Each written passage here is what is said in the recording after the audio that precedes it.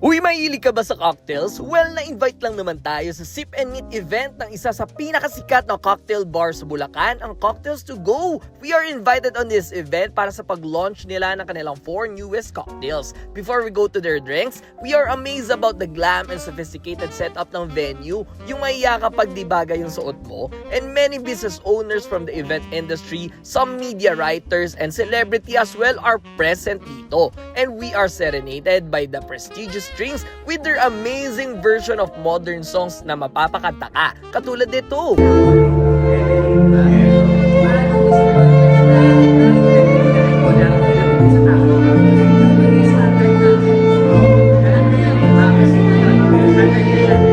O diba, ang galing? We are given a scorecard and we tried their newest cocktails starting with Amihan, which is the lightest among the 4, Pedro's Secret, which is yung bias ko among the 4, kumbaga 10/10 for me, Osmanthus Aura, which highlights a flavor of the Osmanthus flower and a hint of liquor, at Mutya Verde na sumasabay sa kasikatan ng pistachio ngayon. A lot of socials happened and new friends were developed that night, and syempre unlimited flow of food and drinks na masarap. O, ano pa hinihintay nyo? To try these drinks, book nyo na ang Cocktails to Go on your next event. Let's go!